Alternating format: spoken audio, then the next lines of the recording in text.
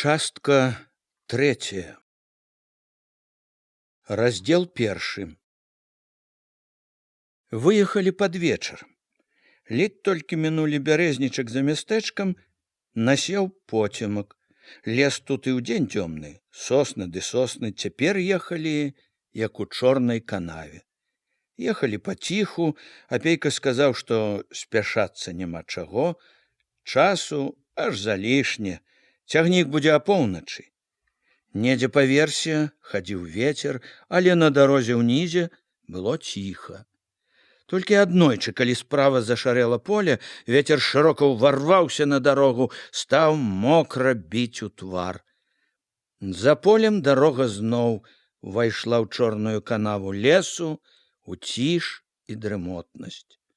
Мабыць, ад гэтай цішы, чорнай маўклівасці навокал, гаварылі мала. Жанчына спрабавала была завязаць гаворку, сказала, што от зіма падступае, скора маразамі возьмецца. Апейка для прыліку падтрымліваў яе, і яшчэ разы два падтрымліваў, без ахвоты, і гаворка зноў ціхла, як бы глухла у важкай лясной цішы. Так і ехалі амаль увесь час дрэмлючы ці моўчкі думаючы кожны сваё. Толькі Ігнат раз-пораз, як бы з прасонку нокаў, памахваў пугаю, нокаў так ляніва, што коні амаль не заўважалі. Лес выпусціў толькі каля самых калінкавіцкіх хат. Зразу за соснамі заблішчалі агеньчыкі, пачалася вуліца. У вуліцы і коні, і людзі пачулі сябе весялей. Коні, здаецца, без ігнатавых лейцаў самі ўхапіліся ў подбег, так у подбег і дакацілі да доўгай, шырокай, са святлом у вокнах будыніны вакзала. Амаль зразу, як увайшлі ў залу, там ушчалася мітусня, усе рынуліся к дзвярам, што вялі на перон. Зала напоўнілася нецярплівым гоманам, крыкам, занепакоілася і Апейкава спадарожніца. Таксама захадзілася, хутчэй білет трэба б, не спазніцца б, але Апейка супакоіў, што гэта не іх, гэта па часе гомельскі. Так яно і было. Поезд быў на Гомель. У апусцелай пацішэлай зале ўзяў Апейка з касы два білеты на Мінск праз Жлобін. Абгледзеў, праверыў іх і так, і на святло. Ігнат, які сачыў за ўсім, рашыў нарэшце, што задачу сваю выканаў і мае права лічыць сябе вольным. Ён зняў шапку і так з шапкай в адной руцэ і з пугай у другой сказаў, каб вярталіся жывыя здаровыя, і валка спакойна падаўся да дзвярэй. Сядзелі ўдваіх на канапе, доўга гаманілі. З гаварлівасцю жвавай вясковай жанчыны спадарожніца шчыра дзялілася, мабыць, ўсім, што было на душы, і неспакоем пра тое, як там чалавек адзін з дзецьмі ўправіцца, і надзеяй на сястру, якую яна прасіла, каб прыходзіла, наглядала, і клопатам, як там будуць яе каровы без яе. Яна была даяркай у калгасе. Пэўна, забудуць зусім, пакуль яна вернецца зноў.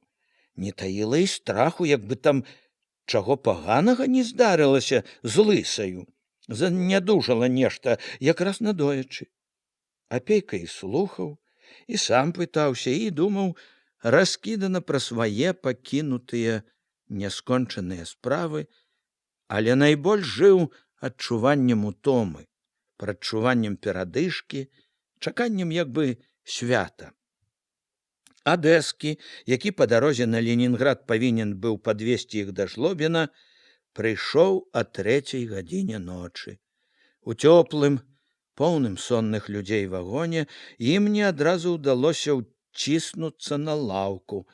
Всюды ляжалі, сядзелі, храплі барадатыя дзядзькі, гарадскія хлопцы, цёткі ў хустках з клункамі, дзеці.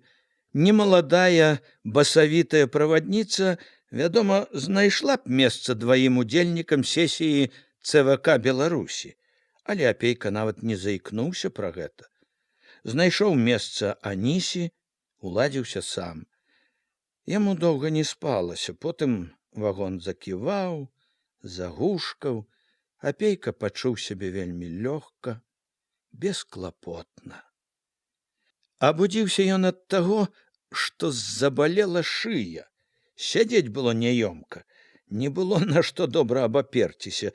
Санлівым паглядам заўважыў у акне светлую шырокую шэрань снегу, адвярнуўся, змяніў паставу, абапёршыся аб чамаданчык, паспрабаваў заснуць зноў. У Жлобін прыехалі поцемку. Агні гарэлі цьмяна і рэдка, але нязвыклы яшчэ снег весяліў усё. Бадзёрыла, весяліла снежная з дамешкам вугальнай гары свежасць. У зале было поўна народу. Ліхтары над людзьмі як бы віселі у пары і дыме, свяцілі цьмяна, не змаўкаў гоман. Чулася зразу цеплыня, цяжкі дух, не так проста было і адысці ад дзвярэй. Акенца касы абляпілі і не думай прабіцца. Апейка і не стаў прабівацца пакуль. Да цягніка на Мінск яшчэ некалькі гадзін можна не спяшацца кампасціраваць. Заўважыў кутку буфет, стаў за Нісяй кіраваць да яго. Распараная важкая жанчына ў каптанчыку, што аж трашчаў на грудях і на баках, таргавала півам, чаем, гарэлкаю. Найбольш півам з бочкі, каля якой пад носам мутнела пеністая з бурбалкамі лужына. Каптан у яе быў мокры, мокрыя былі чырвоныя рукі, якія на час ад часу выцірала аб каптан. Аніся не адразу рашыла, што ёй узяць. Сур'ёзнай мінай бы наважылася на штосьці важнае, нарэшце выказала: чаю і піва шклянку, коржыка не трэба, коржыкі ёсць свае. Сабе Апейка папрасіў кухаль піва.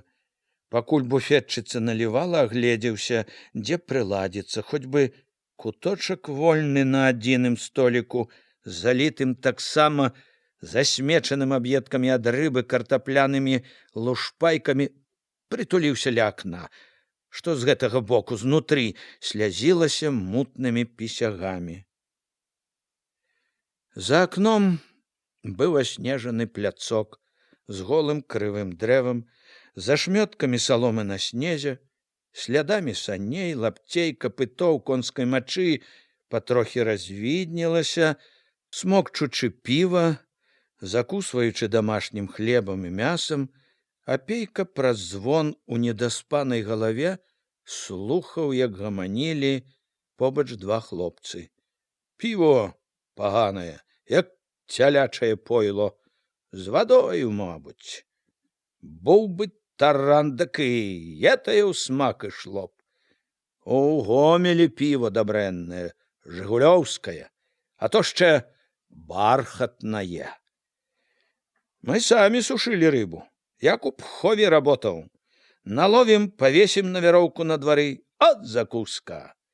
За столом хлопцы, мужики, здоровые были уже, осоловелые от горелки, от пива, размахивали руками, размазывали рукавами и локтями мокречу на столе, важко ворушили скивицами, жуючи, раз-пораз выкидывали матюки. Асабліва горланил один, черненький, вертлявый, нахабный, что наседал на рослого рудога. И ты попустился? Другие подпевали ему. А что я мог? Что мне робить было? Оправдывался Руды. Он узял гурок, стал ніякова жавать. Что? Черненький окинул вачыма дружков. Все роготали. Что? Пытается. И он скривился, плюнул через плечо, объявил. Ты. Апейка повел позіркам. Ля стола близко дзяўчына з кніжкаю хмурыцца, паглядвае з-пад ілба са страхам і агідаю. Побач матка туліць малую, закрывае сабой ад лаянкі, ад крыку. Відна толькі яе спіна ды хустка. Іншыя глядзяць, хто недовольна, хто абыякава. Ёсць і такія, якіх кампанія за сталом цікавіць, назіраюць і слухаюць. Дзе міліцыянер? Няўжо не бачыць, не чуе? Чаму іншыя маўчаць, трываюць? Сам не ўтрываў, прашыўся да чарнявага. Ці нельга б пацішэй трохі? і папрыстойней. Чорненькі не зразу і даўмеў: «Што?» Ён утаропіў важкі позірк, з пагардай гневам угледзеўся. «Прыстойней!» Ён цыркнуў цераз плячо. «Ты хто такі? Можам бліжэй пазнаёміцца, калі не прыціхнеш». Цвёрды апейкаў тон, цвёрды позірк не збянтэжылі яго, яшчэ раздражнілі. П'яны чырвоны прыўстаў, адсунуў нагой табуретку, гатоў быў рынуць у бойку, але дружкі ўхапілі за рукі, пацягнулі, сілаю пасадзілі. І наогул пара б вызваліць стол. Заселі паны. Апейку падтрымаў гоман, падышоў і нябачны дасюль міліцыянер стаў праяўляць уладную цікаўнасць. Чорненькаму далі папяросу, ён закурыў, нядобра зірнуў навокал. Апейка адышоў. Блізка ад яго вызвалілі ад клункаў месца на канапе. Ён і ператрывожаная зямлячка селі. Чуў побач галасы ўхвалы яму. Праўда, як паны. Расселіся і не скажы ім. Так і трэба з імі. Каб не ўдаваць сябе нейкае героя, падумаеш, геройства, паказаў, што не слухае, стомлена палажыў галаву на далоні, на чамадан на каленях, нібы паказваў, што хоча спаць. Ён такі хацеў спаць, і ад гэтага хутка супакоіўся пасля сутычкі з малайцамі. Але сну не было. Ён чуў, як стукаюць раз-пораз дзверы, як плача блізка дзіця, як недзе далей рагочуць, чуў, як туга прагрукаў за вокнамі паравоз. Прыйшло на думку: от сядзіш дома, і, здаецца, все сядзяць дома. Едзеш па раёне, здаецца, увесь свет у раёне. А рушыш у дарогу, нібы ўвесь народ у дарозе. Колькі народу, малых, старых, мужчын, жанчын у дарозе. Нібы няма хат, аселасці. Не, это не прывід. Всё ў руху. Ніколі не было такога руху. Нават у жлобіне, у глушы гэтай, дзе на станцыі адно век драмалі тыя, каму выпала перасадка, нават тут глядзі, што робіцца. Чуў, цікаўная Аніся дапытвалася: «Усё-такі кінулі?» Чаго там было кідаць такога? Усё ж такі хата свая, карова, конь. Хату мы забілі, а карову паглядзець покуль тэкля сястра. Кажуць, потом перавезці можна будзе. Па чыгунцы, а коня няма. Здох летась, пад весну. А чаго ж я то? Паспачувала, жахнулася Аніся. А хто яго знае? Хвароба якаясь, здох. Ад чаго не здох, лягчэй не будзе. Здох. І не страшно. Чаго? Ехаць у белы свет. На пустое, можа, место, дзе ні хаты, ні двара, ды і не блізко, можа. Далёко. Ігнатко, як яно завецца? От не запомню ніяк. Падобна на кыш-кыш. Кыштым, памог з годнасцю хлапечы голас. От, кыштым.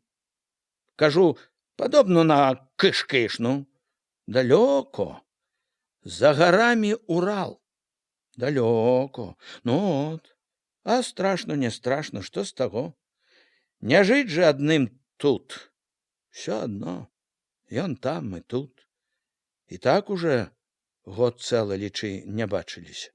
Дзеці саскучыліся, і ён, піша, скучае. А страха там, хата е якая? Барак, кажа, е. Пажывём, а там саб'ём сваю. Ён у мяне не ломак які, хадзяін, і капіць, як каторы, дак не, і курыць, лічы, не курыць, хадзяін. Завод строіць, дак і хату сабе абстроіць мо. Шкода было. Чаго? Ну, радныя места. Жыццё ўсё пражылі, бацькаўшчына, бацьку, матка, жывыя, можа? Матка жыве, а бацька памёр. Шкада толькі, што з таго? Радныя, не радныя. А толькі як там лепей будзе, так і тыя радныя будуць. Нашых сколькі ўжо в Сібер пераехала, і далей за Сібер яшчэ кажуць, і жывуць, прывыклі, як усё адно і бацькаўшчына там. Увесь Савецкі Саюз, родзіна, это правда, сказала Анися. Я ж і кажу, рыба шукае, дзе глыбей, а чалавек, дзе лепей. Апейка расплюшчыў вочы, паглядзеў. Жанчына, чырвоная ад духаты, сіваватая, без хусткі, але ў кажусе.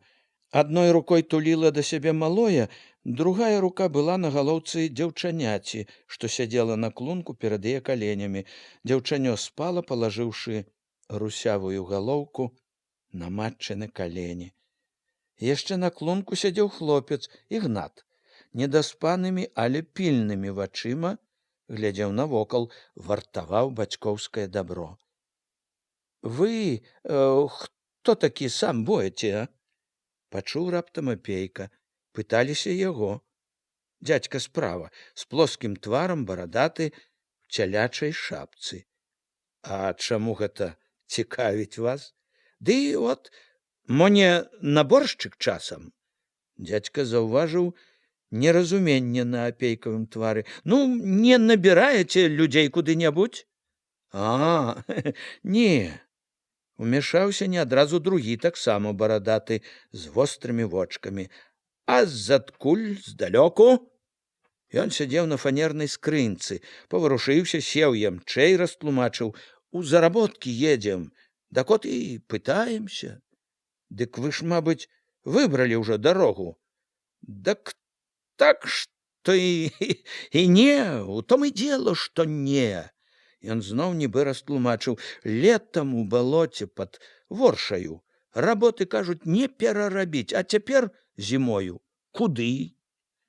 Той у цялячай шапцы памог яму. Надумаліся, паедзем, папытаем. Без спросу седзячы, ўсё адно не знайдзеш. Мяркуючы па тым, як адразу прыліп да іх гаворкі трэці у падзёўцы шыняля, іх было трое. Апейка зірнуў дапытліва, востра. А як жа гаспадаркі? Пакідалі? Цялячая шапка кіўнула няпэўна. Можна сказаць, што і пакідалі. Ад цвёрдага задання ці ад калгаса? Узяў Апейка на прасткі. У мяне то было, спакойна прызнаўся той, што ў цялячай шапцы, а ў іх не. Яны маламоцныя. Андрэй, кіўнуў ён на маўклівага, той дак у калгасе ўжо быў. Да і цяпер у калгасе, можна сказаць. І яму цвёрдае.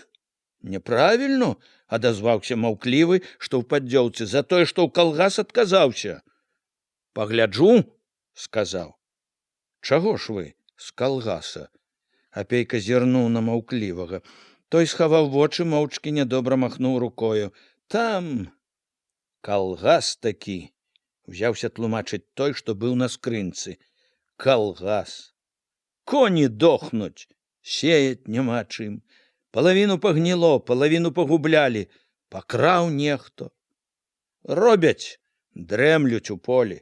Паспіць у разоры, палачку пастаў. Базар якісь. Апейка слова не ўправіўся сказаць у адказ, паткнуўся ледзь няўстыч барадаты у цялячай шапцы. Рашуча горача дыхнуў. Ярашчук пытае, пойдзеш ці не? Ён перадыхнуў. Другія, як хто, а я? Не, не пайду, кажу. Ярашчук, чаму? Не ўвераны, кажу. Тады ён, Ярашчук, ты што ж, не верыш савецкай уласці? Дак я сам не дурного бацькі дзіця, савецкай уласці, кажу, веру. А ў калгасе не ўвераны. Ён, Ярашчук, як пачуў, пазелянеў. Ад злосці, што не ўзяло яго, што я ўпіраюся. Як бы яшчэ смяюся з яго. Хаця які там смех. За жывое ўзяло, крычаць хочацца, і упартасць, як у таго натурыстага коня. Добра, кажа. Так, кажа, што, бачу, добра не будзе. І праўда, цвёрдае заданне мне. Уляпіў, ды яшчэ грозіцца. Не кінеш кулацкія штучкі, ізаліруем, як апасны элемент. Барадаты плюнуў са злосцю, паскуб бараду дрыготкай рукою. Я выканаў усё, падмёў пад мятлу, дзяцей галодных пакінуў, пазычыў, чаго не хапала, а выканаў. Абодва яго таварышы ківалі, усё, як было, гаворыць. Той жа ў цялячай шапцы глядзеў невідуча, жыў успамінам. Яно то праўда, я апасны, прамовіў потым з роздумам. Апасны, праўда. Людзі глядзяць на мяне, як я, так і яны, а толькі як разабрацца. Ён быццам запярэчыў камусьці. Дак апасны элемент па праўдзе не я, а той калгас. Ён, такі калгас, самы апасны элемент. А хто ж вінаваты, што калгас такі? Зачапіла Апейку. Ён нібы вінаваціў строга не сумняваючыся.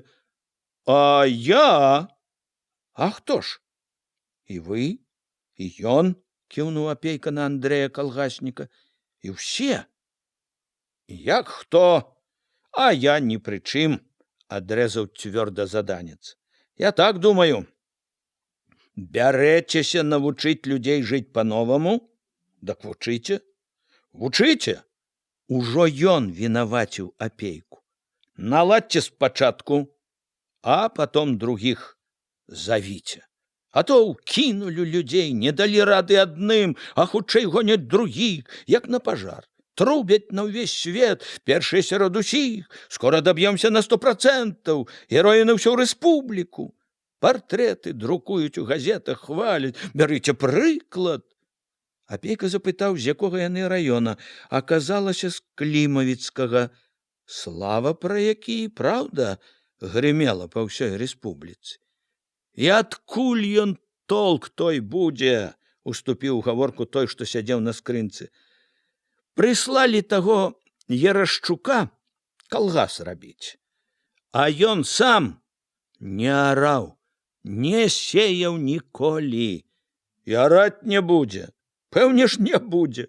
А камандуе яму абы хутчэй, абы ўкінуць ды далажыць, што заданне выканана, арганізаваў усіх, да і скарэй дадому ў горад, к жонцы цёплай сваёй.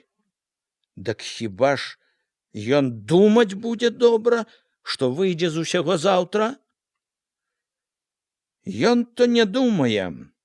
А што ж вы думаеце? Падчапіў старога Апейка. Земляробы кінулі зямлю, поле.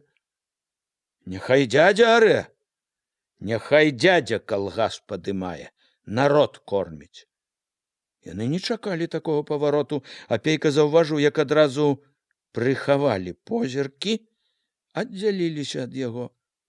Быў час, кармілі, непрыхільна сказаў той у цялячай шапцы.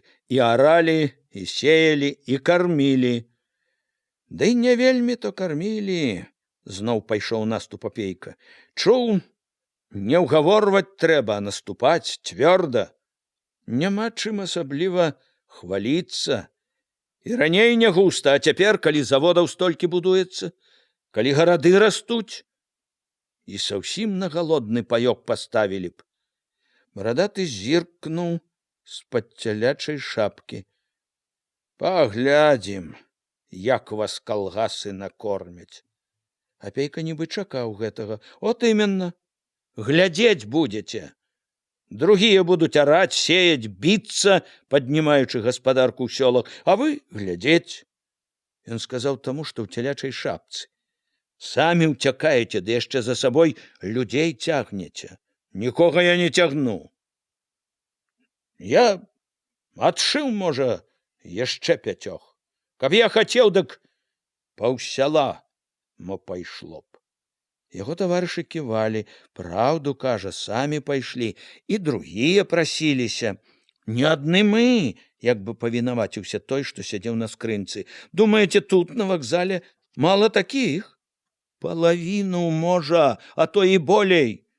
Все глядзяць, дзе б дзецца. Не ўсе. На віду заўсёды тое, што паверх плыве. Будзе каму і араць, і сеяць, хлеб рабіць. Карміць, у тым ліку і вас. Апейка бачыў, не хацелі ўжо глядзець на яго. Былі як чужыя, барадаты ў цялячай шапцы не таіў злосці. Яшчэ адзін указчык знайшоўся. Але апейка не шкадаваў. Была ўпэўнена, што правільна так строга павёў гаворку, і іх няма чаго хваліць. Хоць ён і разумее і праўду, і боль іх, якіх дурната нейкага Ярашука выгнала з родных двароў. Ярашукова дурната, ды і свой страх. Няхай ведаюць, што ёсць і іншая, большая праўда. Але трэба і да іх справядлівым быць. Ёсць у іх свая праўда, ёсць, і няма чаго хаваць гэта. Ды ці так папрокі трэба ім цяпер. Парада цвярозая, разумная. От што ім трэба найбольш. Не пашанцавала вам, сказаў ён мякчэй, як бы зодумам. Яны улавілі ў тоне яго гаворкі спачування, зірнулі на яго недаверліва, дапытліва. Не пашанцавала з Ярашчуком. Все трое прамаўчалі, але апейка прыкмеціў, гэта спадабалася. Зноў як бы бліжэй сталі, толькі той у цялячай шапцы зіркаў недаверліва. Ярашчук, мабыць, ваша праўда, дурань. Апейка задумаўся, пачаў разважаць уголас. Толькі ж тут і так можна падумаць. Ярашчук то Ярашчук. Ярашчук збоку прыклёпу. Ды і тое, канешне, праўда, нядоўгі госць. Не сам уцячэ, дык выганяць, а раскусяць, што за птушка, мятлой пагоняць. Заўважыў барадатага сумнення, запярэчыў цвёрда яму. Пагоняць. Раней ці пазней пагоняць. У том і дело, што мой пагоняць, ды позно. Позна не будзе. Апейка гаварыў цвёрда, як бы ўсё ведаў загадзя, наперад ведаў, толькі так зможа пераканаць іх. Калі ўвогуле зможа пераканаць. Але не ў тым соль. Ярашчук Ярашчуком, а калгас калгасам. Як сказаў нешта не абы-як важнае, зірнуў не абы-як, і з той жа цвёрдасцю ведае цану таму, што кажа. Не на ветер кідае. Калгас, што б там не накруціў Ярашчук, сам сабою справа надзейная. От што галоўнае. Цёмная яшчэ для многіх, новая, але надзейная, разумная і сваё возьме. Спакойна, упэўнена папярэдзіў. Так што і тое глядзіце. Як бы не пашкадавалі потым аб сабе. Завязалася спрэчка пра калгасы, звыклая для апейкі спрэчка, якую столькі разоў вёў ужо дома і якую давялося весці зноў тут, на перасадцы. Апейка не мог бы сказаць з пэўнасцю, што пераканаў іх ва ўсім. Але каб задумаліся нанава, гэта ён, бачыў, дабіўся. Як і раней, стаяў на дарозе, палохаў усіх траіх Ярашчук. Тут жа, каб і хацеў вярнуцца, дык з Ярашчуком як жыць? Калі буду бачыць каго-небудзь з вашых кіраўнікоў, скажу пра яго. Забяруць аднаго, прышлюць другога, не ўзрадаваўся барадаты. Не, няхай скажа, можа, што і людскае будзе, запярэчыў той, што сядзеў на скрынцы. Скажы, ці напішы. Скажу. Гаворка ўціхла. Трое маўчалі, Апейка адчуў, маўчалі таму, што ён ужо быў лішні ім. Хацелі аб нечым памеркаваць між сабою, а можа, гэта толькі здалося, можа, ім проста не хацелася ні гаварыць, ні думаць. Сказаў, што хоча спаць, што не спаў ноч, узлёг на спінку лаўкі, стуліў галаву, пачуў, як яны сталі адыходзіць. Хацеў заснуць, а сну не было. Падышоў хлопец, пакрыкваючы, худы, чарнявы, насаты, са скураной сумкай на жываце, пачаў прадаваць газеты, кніжкі. Апейка ўзяў газету, амаль абыякава папрасіў паказаць кніжкі, стаў перабіраць і неспадзеўкі натрапіў на знаёмы партрэт на вокладцы, Алесь Маёвы. Вясеннія ветразі. Апейка, амаль не лічачы, даў грошы за кніжку, вярнуўся на лаўку, тут уважліва, дапытліва угледзеўся ў партрэт, акуратна прычасаны, у вышыванай святочнай сародцы з вясёлым і задуменным позіркам, з той жа дапытлівасцю і трывожнасцю. Разгарнуў кніжачку. Першы верш быў знаёмы, чытаў ужо ў газеце, але Апейка адчуў яго нібы нанава. Усё бачылася цяпер зусім інакш, як тыя 3 ці 4 месяцы, калі верш друкавалі ў газеце. Амаль дзіцячая, безмежная радасць вясне, красаванню, якой быў поўны верш, адгукалася в Апейку скрухаю неспакоем. З незвычайна вострым адчуваннем гартаў ён лісток за лістком, убіраў верш за вершам і чуў, як скруха і неспакой не толькі не адступаюць, а ўсё важчэй кладуцца на душу. Перагарнуў апошнюю старонку, з такім настроем нібы чытаў пра няскладны лёс даверлівага шчырага хлопчыка, якога невядома за што крыўдзілі. Вакзал ні на хвіліну не ападаў гоманам.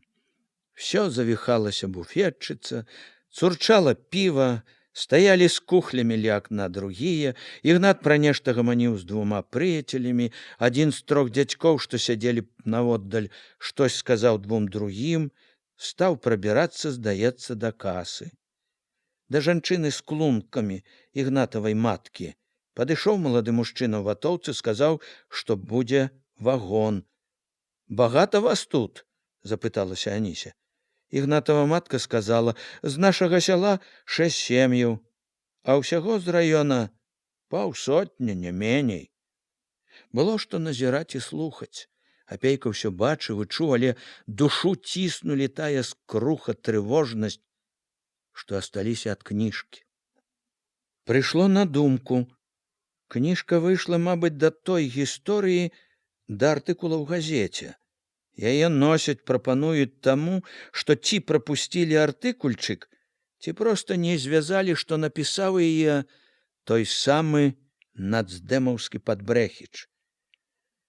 Думкі зноў доўга кружыліся вакол Алеся, турбавалі загадкамі, клопатам. Непрыкметна ва ўзрушаную галаву ўлез успамін пра гаворку з дзядзькамі.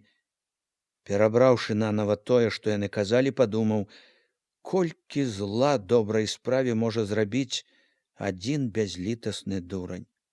Зразу ж, нібы толькі і чакала гэтага, ускочыла, ўчапілася думка, а хіба няма такіх у тваім раёне? такіх, якія сваім бесталковым наскокам бураць веру ў добрае, толькі калечаць справу? Адагнаў прыкрае, павёў думку да сесіі, на якую ехаў, што там будзе. Важная гаворка павінна быць. Вялікія справы пачаліся, вялікія перамены ідуць. Жыццё ўсё набірае хаду, рэзка ідзе ўгару, думкі перанесліся ў Маскву. Там толькі што ішоў пленум ЦК партыі, які рашаў надзвычай важныя пытанні, сярод іх пытанні калектывізацыі. Шкада, няма яшчэ тут сённяшніх газет.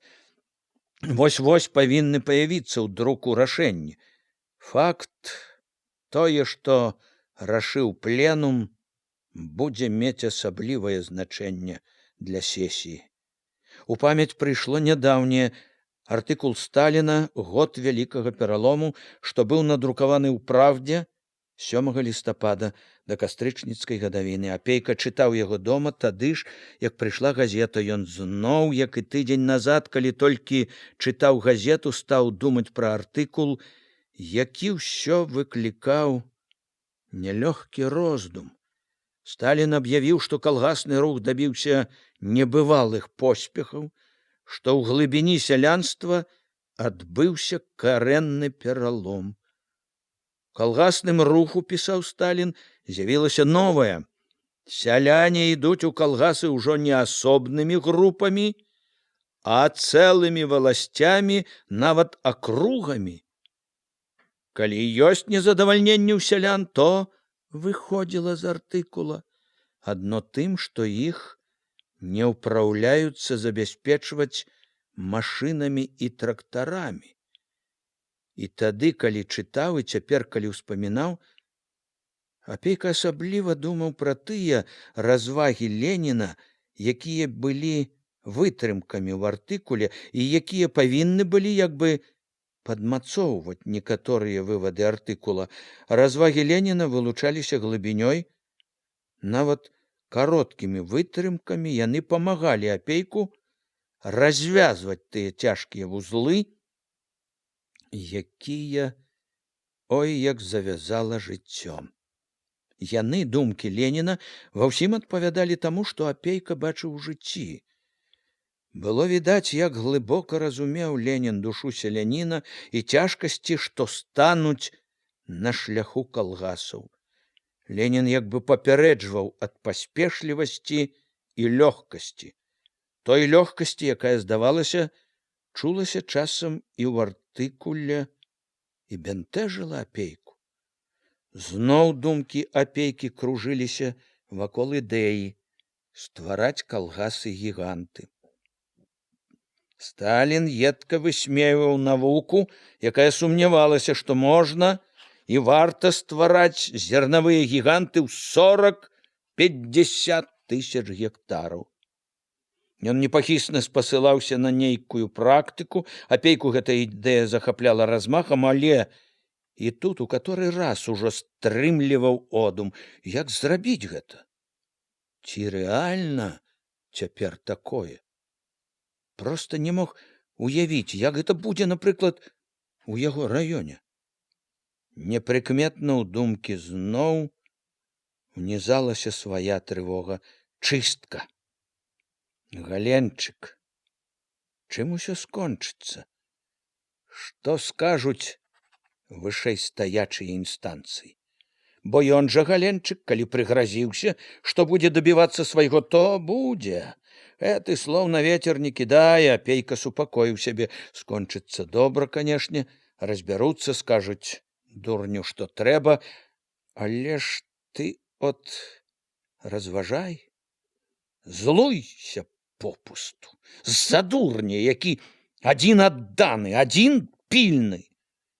Зазлаваў ужо на сябе, а не, канешне, і думаць пра яго. Кланяцца кожнаму дурню, няхай звягае, а ты рабі сваё. Ёсць суддзя найвышэйшы, сумленне сваё. Думаў там у Юравічах, ад'едзе, забудзе прыкрасці свае, рассеяцца, аж от табе. Рассеяўся. Праўда гэта, ад думак не ўцячэш. З думкамі стаяў у чарзе да акенца касы, каб закампасціраваць білет. З думкамі сядзеў зноў на лаўцы да той пары, калі аб'явілі, што ідзе поезд, і пачалася мітусяніна, поўная бегу, галасоў, нецярплівасці. Гарката ад думак чулася яшчэ, калі на пероне ў людскім гобане. Глядзеў, слухаў, як сунецца, аддуваючыся белымі пыхкамі пары, чорны, важкі, нібы спатнелы паравоз, як ідзе, адціскаючы людзей, крычыць: «Пастаранісь!» Чыгуначнік, як бразгаюць буферы, пакалыхваючыся, рушаць міма вагоны, вокны, дзверы з праваднікамі і правадніцамі. Яны знайшлі ў цёплым абжытым другім вагоне 2 вольныя месцы са столікамі і каля акна. Уладзіўшы чамадан, Апейка в акно бачыў, як яшчэ доўга не ападала мітусяніна на пероне, бачыў, як рушылі назад вокны вакзала, кран у пабеленай сцяне з надпісам «Кіпяток», доўгія будыніны складаў. Пайшла разнастайнасць хат, хлявоў, агародаў, закружылася, пагойдваючыся поля. Было штосьці хорошае, супакойлівае ў мерным грукаце колаў, у самім бегу цягніка, па нязвыклым яшчэ заснежаным полі, з далёкімі і блізкімі лясамі і лясочкамі, з чарнатою блізкіх і далёкіх хат. Калі Апейка адарваў позірк ад акна, вагон ужо зноў жыў звычайным спакойным жыццём. За столікам па другі бок некалькі чалавек стукалі ў даміно. Хтосьці за перагародкаю вучыўся іграць на гармоніку. Недзе плакала дзіця. Побач з усім ён убачыў тую дзяўчыну, што чытала на вакзале. Цяпер з ёю загаворваў стрыжаны чарнявы чырвонаармеец. Некалькі чырвонаармейцаў спакойна сядзелі ў суседнім купе, усе ў шынялях і будзёнаўках, з вінтоўкамі, штыкі якіх былі насаджаны ўніз. Яшчэ 2 такіх жа чырвонаармейцаў было відно далей. Каманда. Ездзілі ці едуць на нейкае заданне. Блізка быў селянін, малады, з барадою, нечым падобны да аднаго з тых, якія гаварылі з ім на вакзале. Апейка ўспомніў: «Думаеце, мала такіх тут на вакзале?» Падумаў, што і праўда, мусіць, нямала. Кідаюць ад страху хаты, поля. А ці мала сярод іх патрэбных, неабходных нават вёскам, асабліва цяпер? Трэба б неяк спыніць, затрымаць у сёлах усё каштоўнае, не даць, каб сяло траціла попусту людзей. Індустрыя, канешне, возьме сваё. Багата возьмуць будоўлі, але трэба зберагчы і для поля, трэба змагацца з іх страхам, цярпліва тлумачыць, прывіваць веру. Адзін выхад. Яго паклікалі гуляць у даміно. Апейка сядзеў у шумлівай купцы дзядзьковых хлопцаў, пакуль праз вагон не пайшоў стары, прастуджаны праваднік. «Бабруйск! Каму Бабруйск? Выходзьце!» Адзін з прыяцеляў, ці не самы гарачы і галасісты, выглянуў, нібы не верачы, пашкадаваў: «О, прыехалі!» Ён усё ж дагуляў партыю ўжо на стаянцы, давольны выйгрышам, скінуў чорныя костачкі ў мяшочак і ўрэзаўся в чараду людзей, што ішлі ў вагон. Апейка вярнуўся на сваё месца. Жыхары вагона проста на вачах мяняліся. Новая змена з порсткім тупатам, штурхаючыся, хапаючыся сапучы, разыходзіліся па калідоры, па ячэйках, з чамаданамі, з клумкамі, з мяшкамі. Чырвонаармейскай каманды ўжо не было. Сядзеў толькі распрануты чарнявы, мабыць, адпускнік. Смеючыся, зазірнуў кніжку, якую дзяўчына нібыта спрабавала чытаць. Апейка зноў глядзеў на мітусню на пероне, разглядваў новых пасажыраў, глядзеў, як цягнік прабіваецца праз блытаніну вуліц, вулічак, бляшаных ды гонтавых дахаў. Вочы мімаволя лавілі праявы чужога жыцця, сані з дрывамі, пры іх дзве постаці, цётка-гараджанка і вясковы дзядзька з пугаю, чародка дзяцей каля горкі, на саначках з канькамі, забітая дошкай крама з крыва павіслай, адарванай з аднаго краю шыльдай. Кружыліся за шыбкамі поля, ляскі, беглі вёскі. Вагон прухка пакалыхвала. Спорны, імклівы стук ад кола ўнізе ўсё больш аддаляў роднае мястэчка. Новыя краявіды, новыя шыр, дарогі, снягі падбягалі, знікалі, змяняліся. У гэтым імклівым лёце ўвесь час не адступалі, кружыліся думкі. Ахвотна думаў пра добрае, цікавае сесію, пленум, сустрэчы са знаёмымі, адганяў трывожнае, назольнае, што прымушала ныць сэрца. Адганяў, а потым лавіў сябе на тым, што зноў думае пра тое, што вярэдзіць душу, пра Алеся, пра Галенчыка, пра Башлыкова, пра брата, пра будучыню сваю, у якой паявілася нядобрая невядомасць, пра тое, як жыць і быць. Брат. Саўчык. Звязаны з класава чуждымі элементамі. Чаму такое вялікае значэнне мае, хто твой брат? Чаму яно становіцца часам не меншым, а нават нібы большым, як тое, хто ты сам? Людзі ж не выбіраюць братоў сабе. Это ён тады ўдала сказаў Башлыкову. Не выбіраюць братоў, дзядзькоў, цётак, племяннікаў. Чаму загадзя навек запісана, што адносіны з імі могуць быць толькі прыязныя, што яны абавязкова неяк уплываюць на цябе? Яны на цябе, а не ты на іх. Чаму ты абавязан адказваць не толькі за сябе, а і за іх, якіх у вёсках можа быць дзесяткамі?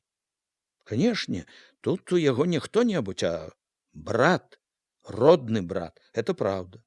Але ж гэта, калі задумацца, яшчэ лепш гаворыць пра тое, як неразумна дабівацца дыстыляванай чысціні ў біяграфіі па часці сваякоў. Чаму такі клопат пра ідэальную біяграфію? Часта куды большы, чым клопат пра ідэальнасць дзейнасці чалавека. Вазьмі таго ж Башлыкова. Ідэальная біяграфія яго, як бы ўжо загадзя спісвае яму якія-небудзь грахі ў рабоце. Як бы ўжо чалавек з такой біяграфіяй сам па сабе ідэальны ва ўсім, ва ўсіх учынках. Хоць у жыцці часта бывае зусім наадварот. Чаму багата хто лічыць, што жыццё можа каціцца гладзенька, роўненька, як паравоз па рэйках? Чаму некаторым бачыцца ўсё такім простенькім, нямудрым, калі дурню відно, якое яно няпростае, старое жыццё? Асабліва ў крутыя, як цяпер, паваротныя часы. Чаму іншыя нават падазрона глядзяць на старанне разабрацца разумна, справядліва, не біць з пляча? Чаму часта найбольш цэніцца просталінейнасць, якую невядома чаму завуць прынцыповасцю, хоць гэта найчасцей чэрствасць і неразумнасць. Ды яшчэ выдаюць іх за знак асаблівай рэвалюцыйнасці, адданасці. За акном проляталі неспакойныя і рваныя кудлы дыму з паравоза. Так жа рвана ішлі думкі ў апейкі. У развагі ўваходзіла цікаўнае, загадкавае. Чаму гэта раптам выклікалі ў Мінск белага, які ехаў тут днём раней? Потым зноў шлі развагі пра Башлыкова. Што можа просталінейнасць яго ад маладосці, ад няведання жыцця, што пажыве, пераменіцца не інакш. Жыццё таксама навучыць. З радасцю думаў пра белага. От ён чалавек ленінскай вывучкі. Усё больш адчуваў набліжэнне Мінска. І ўжо як пра блізкае, абавязковае, думаў пра тое, што зробіць тут за гэтыя дні. Самым першым нязменна было сустрэцца з Алесем. У Мінск прыехалі ўвечары. Горад спаткаў россыпам агнёў на пуцях, у вулічных ліхтарах, у вокнах. Каля дзвярэй з вакзала ў горад сухарлявы чалавек у капелюшы пытаў: «Ці ёсць удзельнікі сесіі ЦВК?» Праз некалькі хвілін Апейка, Аніся, яшчэ двое знаёмых дзядзькоў кацілі ўжо святочна ўзрушаныя аўтамабілем па святочна прыгожых вуліцах сталіцы. Зіхцелі, беглі агні, зіхцеў, вясёлкава іскрыўся ў святле агнёў снег, мільгалі постаці, вокны, пад'езды, урачыстая чырвань транспарантаў, пачэпленых цераз вуліцу. Калі прыпыніліся, прагрукатала вялізнае са светлымі вокнамі дзіва. «Трамвай!» — сказаў з захапленнем Апейка. Чулая радасць поўніла сэрца. Апейка пазнаваў, ехалі па галоўных вуліцах 11 ліпеня, Савецкай, Ленінскай, выйшлі на пляцы Волі, каля гасцініцы Еўропа. Аніся была не толькі ўсхваляваная, а і трохі разгубленая. Хаваючы разгубленасць, увесь час паглядвала на Апейку, як бы чакаючы яго парады. Шафёр узяўся памагчы паднесці ёй чамаданчык. Яна ўсё вінавацілася, што от і сама магла б паднесці, проста не ведала, куды дзець рукі. У гасцініцы іх спаткалі яшчэ больш ветліва, запісалі ў момант, далі пакоі. Далікатны рухавы хлопец папрасіў адно не затрымлівацца, спусціцца сюды ж, каб ісці ў рэстаран абедаць. Апейка злавіў Анісін позірк і сказаў, што зойдзе па яе, што прыйдуць сюды разам. Ветлівасць, чысціня, цішыня Апейку заспакойвалі. Яшчэ ўзмацнялі настрой святочнасці, радаснай лёгкасці. Пакой быў добры, такі ж чысты, прывабны, як і ўсё тут. Паўсцены 3 ложкі, нікеляваныя, з шарыкамі, пасярэдзіне квадратны, засланы белым накрухмаленым абрусам стол. Усе ложкі былі вольныя. Апейка ўзяў сабе бліжні. На стале акуратна ляжала некалькі газет. Паклапаціліся і пра гэта. Ён узяў адну «Правду». Вочы адразу выхапілі: «Пленум ЦК ВКПБ. Аб выніках і далейшых задачах калгаснага будаўніцтва. Рэзалюцыя». Апейка нецярпліва прабег вачыма, пашкадаваў, што трэба ісці, рашыў, што прачытае адразу, як вернецца. Пасля дарогі, недаспанай ночы асалодаю было плюхацца над белым умывальнікам, надзяваць чыстую сарочку, завязваць не вельмі звыклы гальштук. Калі глядзеў люстра, раптам зноў без прычыны, без думак упаўзла трывога, неяк асабліва чутная, недарэчная сярод святочнай бесклапотнасці. Ён не паддаўся трывозе, адагнаў назольныя, гатовыя апанаваць думкі, але святочнай бесклапотнасці ўжо не было. Чуў сябе зноў на неспакойнай зямлі. З неспакойнасцю глядзеў і за акно. З-за прыпарушанай трохі шыбкай былі званіцы пляца Волі, будынак ЦВК, голы скверык, ішоў ціхі сняжок. На ўспамін, асабліва блізкі, цяпер прыйшоў Алесяў воблік, клопат пра яго. Калі пастукаў у пакой да Анісі, тая яшчэ збіралася. Яна выглянула цікаўна ў дзверы, заплятаючы касу, радасна сказала, што зараз збярэцца, заходзьце, але Апейка не пайшоў, пачакае тут у калідоры. Чакаць давялося нядоўга. Праз хвіліну, заплеценая ўжо, з русявай касой, яна выскачыла зноў і увяла Апейку ў пакой. Была у той жа шэранькай шаўётавай жакетачцы, картовай спадніцы, у ботах вялікіх і важкіх. Але кругленькі твар быў такі вясёлы, цікаўныя вочкі блішчалі так молада, што Апейка сам павесялеў. Яго зразу цягнулі ў спрэчку. Анісія і суседка спрачаліся, надзяваць ці не надзяваць хустку. Яго зразу ўцягнулі ў спрэчку. Анісія і суседка спрачаліся, надзяваць ці не надзяваць хустку. Суседка гаварыла, што ў горадзе, у сталоўцы ці ў тэатрах сядзяць без хустак.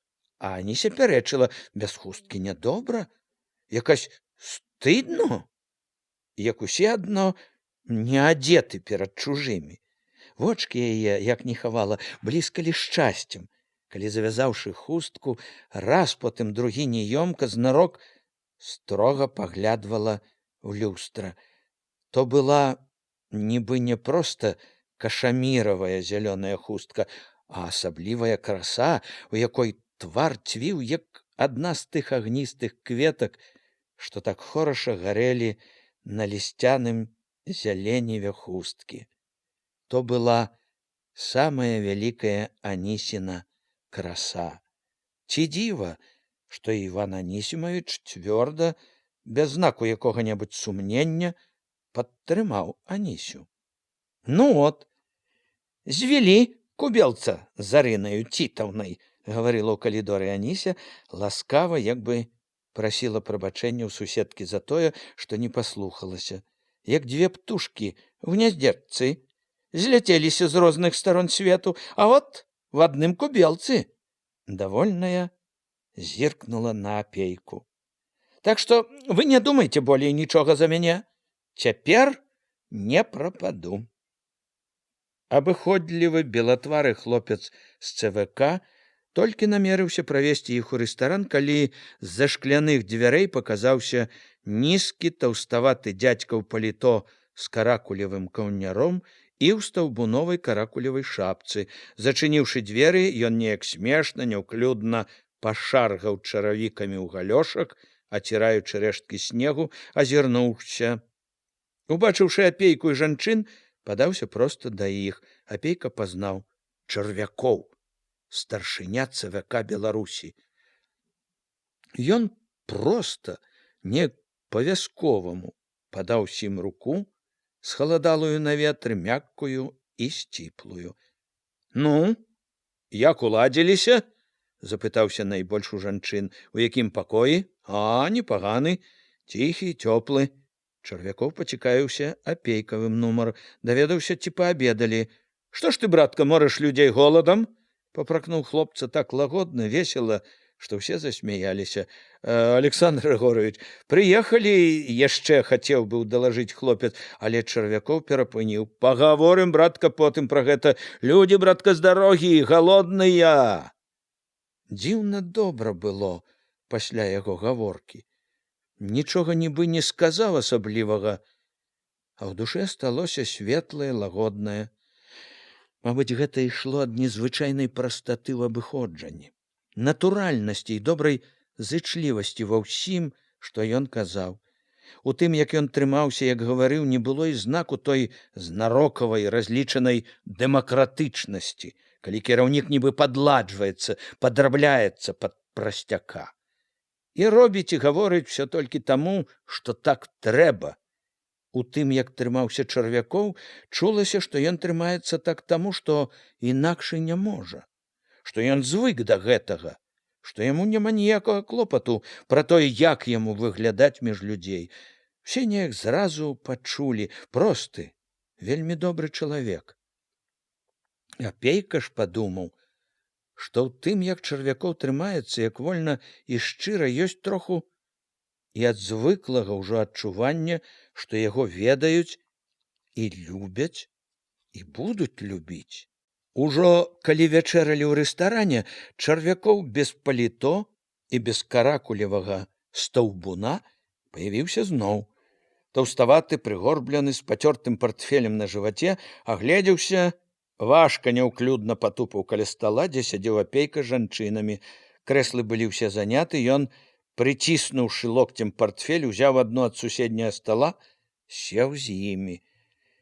Яшчэ да таго, як ён уладзіў на каленях партфель, падышла, спяшаючыся, афіцыянтка. Борзда пачала ставіць талерку, фужэр, лажыць відэлец, лыжку.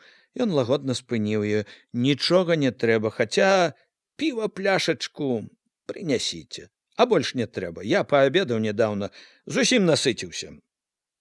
Спытаючы смачна піва тоўстымі усмешлівымі губамі, відаць, і выпіць і пад'есці любіў смак.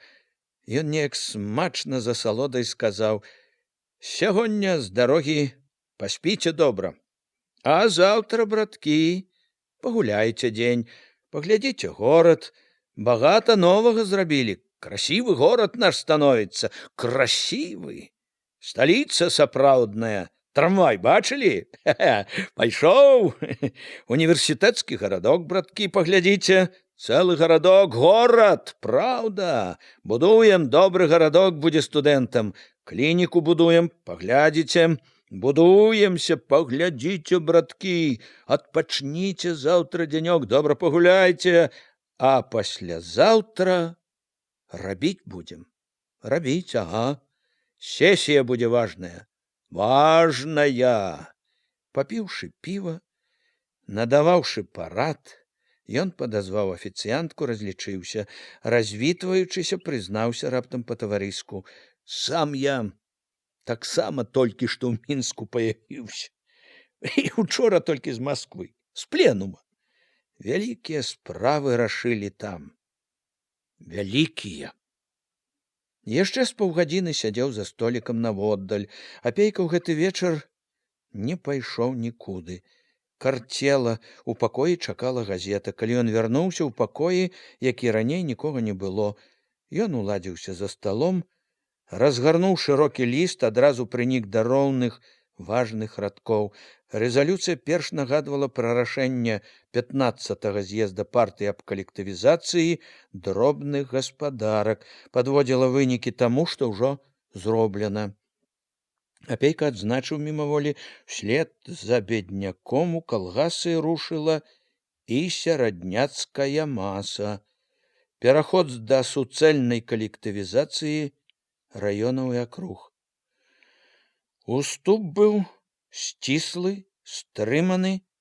Адразу за гэтым, як бы адказваючы на тое, што непакоіла яго, рэзалюцыя загаварыла аб тым, што бурны рост калгасаў выклікае разам багата складанага і цяжкага.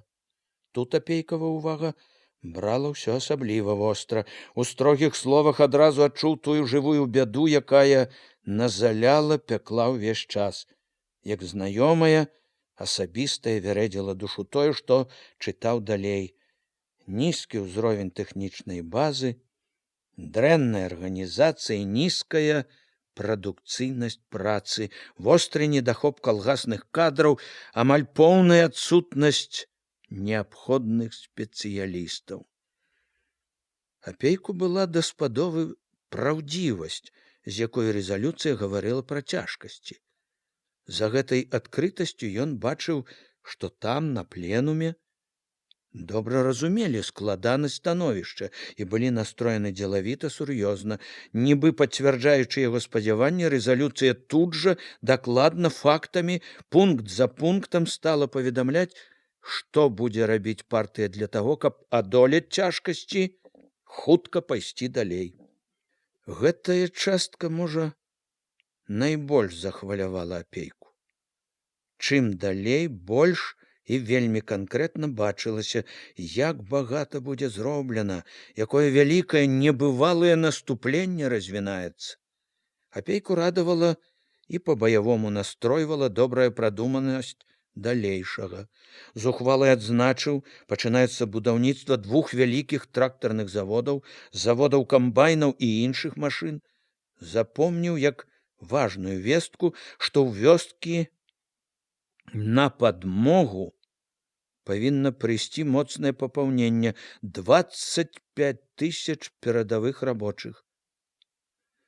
Пільна ўбіраў сябе, нібы слухаў аднадумцаў, калі чытаў пра набалелае, што трэба зрабіць, каб падняць дысцыпліну ў калгасах, вылучыў асабістую адказнасць кожнага за зробленае і матэрыяльную зацікаўленасць. Не вытрымаў, падкрэсліў: Пленум ЦК перасцерагае супраць недаацэнкі цяжкасцей калгаснага будаўніцтва і асабліва супраць фармальна-бюракратычнага падыходу да яго і яго вынікаў. Калі дачытаў, сядзеў нейкі час задуменны, не адпускала прачытанае. Акрамя адчування агромністасці таго, што так жыва ўбачылася, турбавала важнасць моманту. Падумаў, не памыліўся, чакаючы, што будзе важнае рашэнне. Як распарадак на наступленне. Чуццё не ашукала яго. Рашэннем гэтага лістападаўскага пленума суджана была асаблівая, надзвычайная роля ў тых нялёгкіх, крутых і шырокіх падзеях, што пачыналіся. Праз думанне пра пленум прашылася будзённая. Ці прачытаў ужо гэтае Башлыкоў? І калі прачытаў, то што выведзе з усяго? Тады адчуў стому, успомніў недаспаную ноч, устаў, згарнуў газету, паклаў чамадан, трэба захаваць. Яшчэ поўны думак стаяў каля акна, пазіраў на аснежаны пляц Волі, як бы пераконваючыся ў тым, што ён, праўда, у Мінску. Распрануўся, лёг, пачуў, што ўсяго яшчэ калыша з нядаўняй дарогі. Па звычцы стаў думаць пра заўтрашні дзень, што заўтра трэба зрабіць. Сярод клопатнай разнастайнасці думак вылучылася зноў, стала першай у чаргу тая, што ішла ад неспакою пра Алеся. Зранку ж трэба зайсці ва ўніверсітэт, пабачыцца, высветліць усё. Зайсці абавязкова ў ячэйку, пагаварыць. Потым у думкі ўвайшоў успамін пра сустрэчу з Чарвяковым. З ухвалай і павагай думаў пра шчырую важлівасць, чалавечнасць яго, якія выяўляліся і ў вялікіх справах, што былі вядомы раней, і ў такім нібы дробным, як сёння ў дробнай гутарцы. Для апейкі заўсёды ўзорам была сціпласць, чалавечнасць Калініна, і ён падумаў, цяпер у Чарвякова ёсць гэтае ж калінінскае. Недарэмна, як і Калініна, яго так любяць у народзе. Успомнілася, як адзін стары бальшавік казаў, у Лондоне у дні з'езда партыі Ленін, зайшоўшы в атэль у нумар, дзе жыў дэлегат, праверыў, ці не вільготныя прасціны. Раптам згадаў, параўнаў. Ленін прыходзіў. А Башлыкоў зайшоў бы? Пацікавіўся. Адказаў самому сабе, добра ведаючы. Не зайшоў бы. Палічыў бы, што сакратару райкама драбнавата. Падумаў. У некаторых маладых кіраўнікоў, асабліва ў тых, у каго не лішне культуры, як нейкая хвароба, боязь прынізіць сябе, боязь прастаты, сардэчнасці, таварыскасці, іншы раз проста такі недавер'е да звычайнай ветлівасці, стрыманасць, халаднаватасць, як нейкі абавязковы закон паводзін, адносін да ўсіх. Ад чаго гэта? Ад апаскі, што прастата, ветлівасць шкодзіць сур'ёзнасці, пільнасці? У думкі раз-пораз урываліся згадкі пра бачанае, чутае ўдзень, твары, гаворкі, вагонны лёд, бег снежных палёў за акном, чуючы снежную свежасць пасцелі, неадступнае пакалыхванне, ён нейкі час ляжаў бяздумны, бесклапотны, было добра, лёгка, з лёгкім сэрцам ён і заснуў. Прачнуўся ён яшчэ поцемку, з той жа лёгкасцю на душы. Ад святла знадворку ў пакоі было шаравата, пабачыў, на абодвух ложках таксама ляжалі, на крэслах вісела вопратка. Апейка ціха адзеўся, абуўся, стараючыся не плёскаць вадою, памыўся пад кранам, асцярожна ступаючы, выйшаў у калідор. Рэстаран быў зачыненым, Ён знайшоў буфет, вузенькую баковачку, у якой нечакана было поўна заклапочаных людзей. Папіў чаю, зноў вярнуўся ў пакой, у якім, як і раней, заўзята храплі двое невядомых. Апрануў паліто, пра шкляныя дзверы выйшаў сіняваты мінскі досвітак, марозу амаль не было. У подыху ветру чулася трохі вільготнасць. В сіняватым рэдкім поцемку ліхтары гарэлі цьмяна, непэўна. Дзе-нідзе яны ўжо тухлі. У паветры чулася яшчэ начная ціхасць, што прыглушвала галасы і гукі.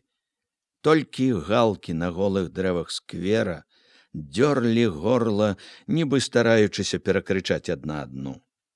Адразу за вуглом атэля пачыналася Ленінская. Адна з самых жывых вуліц Мінска. Апейка прухка і весела закрочыў на ёй. На вуліцы было ўжо багата людзей і руху. Апейка ўвайшоў у гэты рух, як у паўзабыты, даўно нябачаны свет. Цікаўны востры позірк яго кожны момант лавіў новыя праявы гэтага паўзабытага жыцця. Абліччы, тое, што людзі неслі, абрыўкі гаворкі, дзверы, вітрыны, магазіны, што ішлі побач.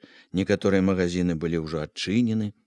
Туды заходзілі, адтуль выходзілі, адтуль патыхала цяплом і хлебам ці зямлёю, надзейным знакам бульбы. Праз вокны апейка бачыў людскі тлум, чэргі ля прылаўкаў. Паз адзін магазін чарга доўга цягнулася, і па тратуары стаялі па хлеб.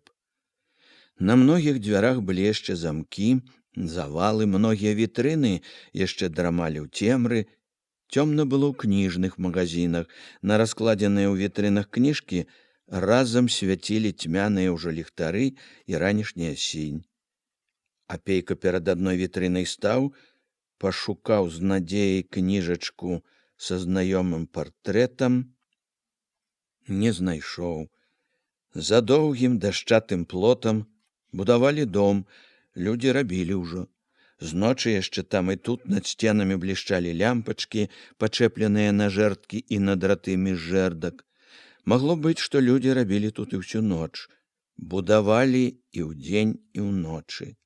Дом быў падняты ўжо за 3-й паверх. Было відаць, што будыніна расце, вялізная, са смелым размахам, вартая сталіцы і часу. Нават проймы вокнаў уражвалі нязвыклай шырынёй, як яшчэ адзін знак нязнанай раней смеласці. Неўзабаве апейка пачуў далекаваты, але дужы гул, зацята аж выбіваючыся на віск, лезла ўгару недзе ад свіслачы машына. Ён мімаволі стаў, углядваючыся ў той бок, чакаючы, востра ловячы кожны гук, кожную праяву. Ён ведаў, ішло дзіва, якое славілі газеты і паэты, і якое ён толькі мелькам убачыў учора з аўтамабіля. Мінскі трамвай. Апейка зводдалек пабачыў, як трамвай вылез з-за гары, паволі, важка выпаўз, стаў каля цэнтральнага сквера. Выпусціўшы купку людзей, забраўшы тых, што чакалі, ён пабег насустрач апейку. Лягчэй, хутчэй, з грукатам і звонам, якія імкліва няўхільна раслі і дужэлі. Ён прамчаў паўз апейку з такім громам, такім зяннем вокон, за якімі людзьмі выглядвалі дзіўна святочна, што апейкава сэрца напоўнілася гонарам за сваю сталіцу, за краіну. У грымотным лёце трамвая, ад якога аж здрыгалася зямля, апейку пачуўся магутны індустрыяльны поступ краіны. На савецкай людзей пабольшала, і ішлі яны цяпер вельмі хутка. Іншыя ледзь што не беглі. Ні адзін, ні два паглядвалі на гадзіннікі над тратуарам, набліжаўся самы пачатак рабочага дня ва ўстановах. Апейку нярэдка штурхалі, але ён не злаваў. Яму гэта было нават нібы Прыемна, як і сама працоўная клопатнасць, хапатліва, што ўсё больш апаноўвалі вуліцу. Калі ён падышоў да універсітэцкага гарадка, ужо зусім развіднелася. Гарадок будаваўся. Там, куды падышоў Апейка, ён быў абгароджаны дашчатым плотам, за агароджай чырванелі недакончаныя камяніцы, адразу некалькі будынкаў. Пры кожным з іх былі людзі, мноства людзей. На драўляных усходах, на рыштаваннях каля самаробных блокаў насілі, паднімалі на блоках складкі цэглы, цабры з цэментам, клалі сцены.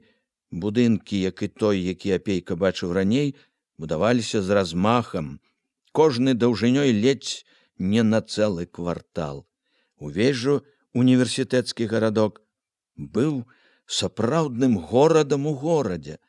Агароджа будаўнічай пляцоўкі абкружала немала-немнога некалькі кварталаў. Занятая будаваннем вялікай індустрыі, краіна не шкадавала ні рабочых, ні матэрыялаў, каб зрабіць моладзі ўсё, што трэба для вучобы, для асветы.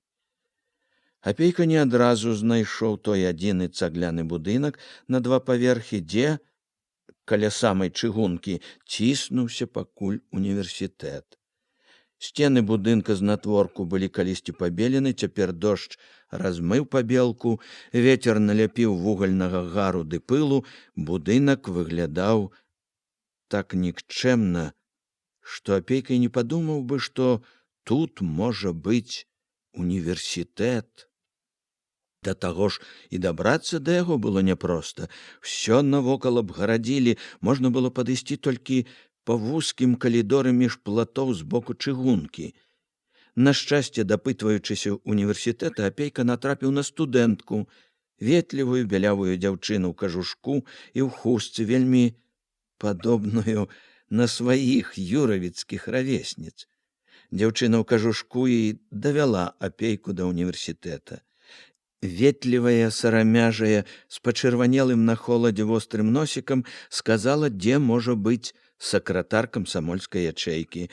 Хапатліва пабегла падшытымі валёнкамі на 2 паверх. Апейка агледзеўся. Тут, дзе хадзілі маладыя хлопцы і дзяўчаты з кнігамі, дзе з усіх сцен глядзелі то расклады заняткаў, то сцен газета за бальшавіцкія веды, то аб'явы пра сходы, пра вечары, Апейку неяк асабліва ўзяло шкадаванне, што не давялося самому пабыць студэнтам. Не патаўчэшся ніколі ў студэнцкай гурме, ні клопатаў, ні радасцей гэтых не зазнаеш ужо. Акопы ды шпіталі, ды газета пад сельсавецкай газоўкай — всё твоё студэнцтва. Паспяшаўся нарадзіцца, будзеш век невукам, всё жыццё. Апейка стрымаў сябе. Нічого, стары, другія павучацца. Умей радавацца за другіх, змена якая будзе, бачыш, прыгожая, культурная. У пакоі, які яму паказала дзяўчына, было 2 студэнты. Адзін чорненькі, плячысты, у зацяганай, але адмысловай вельветавай куртачцы, другі русявы, з неяк па-дзіцячым мелым віхарком, у сацінавай сіняй сарочцы і пінжачку. Русявы з віхарком, адказаўшы на прывітанне, ветліва папрасіў Апейку пачакаць хвілінку. От толькі дакончыць гаворку з таварышам. Меркавалі пра спектаклі. Для чагосьці выбіралі спектакль. Адразу, як дамовіліся, чорненькі развітаўся, весела, хвацка стукнуў дзвярыма, і русявы цікаўна зірнуў на Апейку. Гэта і быў сакратар ячэйкі. Калі Апейка назваў сябе, сваю пасаду, ён зычліва падаў руку, ад душы паціснуў Апейкаву. Поціск быў дужы, чулася, што рука гэта ведала працу. Было і ў позірку яго светлых, нібы празрыстых вачэй штосьці вельмі добрае, зычлівае. І па гаворцы, і па манеры трымацца было відаць, што хлопец просты, шчыры.